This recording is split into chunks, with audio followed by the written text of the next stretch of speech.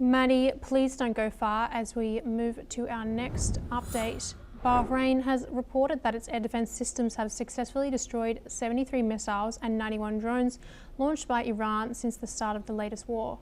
This comes as multiple explosions were heard in Bahrain and Qatar on the fourth consecutive day of Iranian attacks on Gulf countries.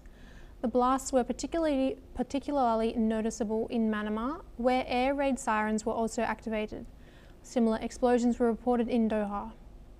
The Bahraini government has not provided any official comments or further details regarding the fresh blasts or any potential damage.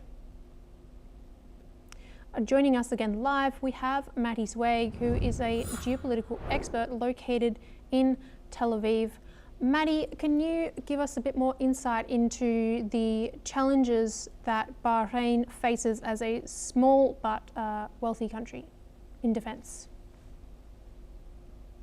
Well, if you are talking about Israel, for Israel, it was very clear, not after 1 or 2 days, or even from the last clashes in June 25, but also for the last 20, 25 years, especially from the 47 years of existence of the Islamic Republic of Iran, especially in the last 25 years, we are listening about more and more quantities of materials to build the nuclear capabilities and atomic bombs that they are going aim not for civil purpose, but to throw them to other people.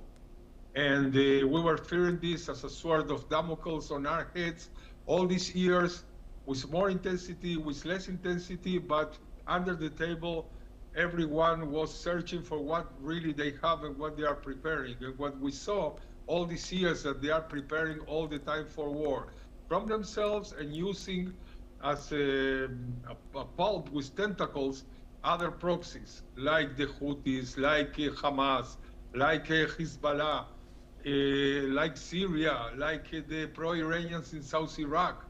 And we were all the time preparing ourselves through the developing of very important layers of air defense and shelters and everything.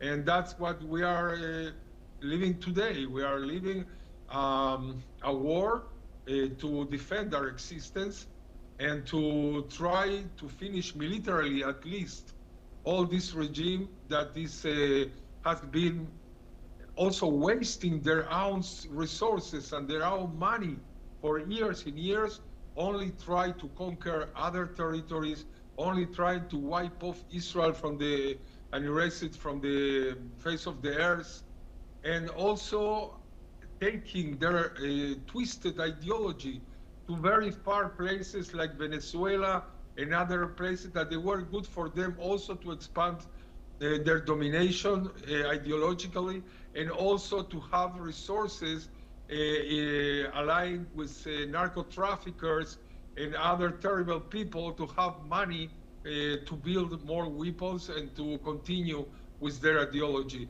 This is the head of the snake from a brutal geopolitical construction that has been constructed also with other allies like Russia and China for their own purposes, for their own targets in life and geopolitical aims. And so that's what we are coping when all the time people see that Israel is very successful in dropping bombs and killing leaders and killing military commanders and so on.